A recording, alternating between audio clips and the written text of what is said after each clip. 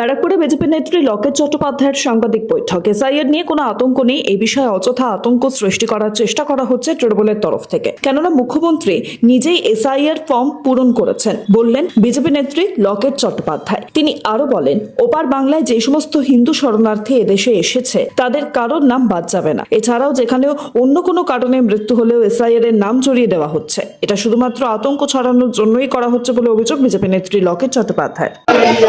কোনো এসআইআর আতঙ্ক নেই।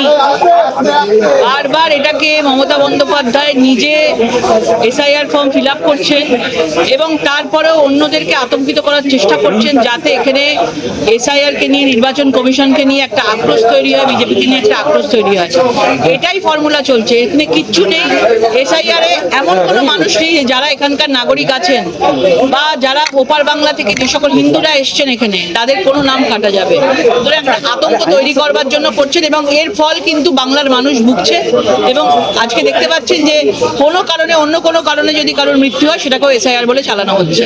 আজকে যুবসাথীতে এত লাইন দেওয়া হচ্ছে, সেখানে কারোর কিচ্ছু হচ্ছে না, অথচ এসআইআর এ আজকে সবাই যখন লাইন দিচ্ছে তখন নাকি তার মৃত্যু হয়ে যাচ্ছে।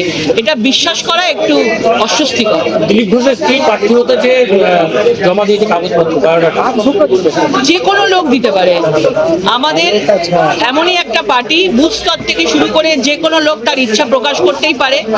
এবার সেটা ঠিক হবে আগামী দিন যখন ক্যান্ডিডেট সিলেকশন হবে, তখন যারা থাকবেন সিলেকশনের দায়িত্বে তারা করবেন। কিন্তু যে কোনো কেউ পার্টিতে নিশ্চয়ই তাদের দাবিদার বা ক্যান্ডিডেট হওয়ার জন্য আগ্রহ প্রকাশ করতে পারে।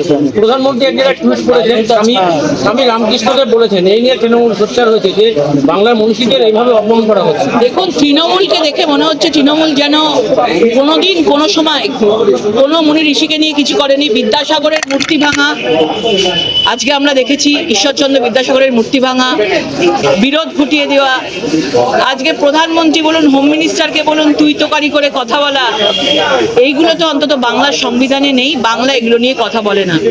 আর এবং বাঙালি বাঙালি করে তৃণমূল যে প্রচার করছে, আজকে এতগুলো শ্রমিক মারা গেছে সেই কারখানায় আনন্দপুরে, একটাও কোনো কথা তিনি বলেননি। উপরন্তু কোথায় কোথায় ছোট ছোট দেখছেন সেইগুলো নিয়ে মুখ্যমন্ত্রী টুইট করছেন, দেখে খারাপও লাগে। আজকে ওয়াও মোমো থেকে 20 জনের 30 জনের যে শ্রমিক মারা গেল, পচা গলা দেহ বেরিয়ে এলো, তার জন্য কিন্তু উনি একটাও টুইট বা একটাও শোক প্রকাশ করেননি এবং একটাও উনি স্তম্ভিত হওয়ার মতন কোনো টুইট উনি লেখেননি। বীরভূমের নানুরে বিজেপি মন্ডল সভাপতি রামকৃষ্ণ মন্ডলের যে খান পাঠিয়ে দিয়েছে, দেখুন, বীরভূম তো সন্ত্রাসের জায়গা এবং ওই বীরভূম সন্ত্রাসের আতুর ঘর। দিনের পর দিন ভোট যখন আসছে তখন এগুলো হয়।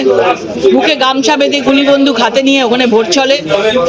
এবার আজকে কেন্দ্রীয় বাহিনী দিয়ে এবারে ভোট হবে এবং আশা করি বীরভূমের মানুষ এর বিচার পাবে এই ইলেকশনে। ফের সরকারি হসপিটালে চুরি, আবার সেখানে ঘটনা নিরাপত্তার অভাব বোধ করছে। কোন হসপিটাল?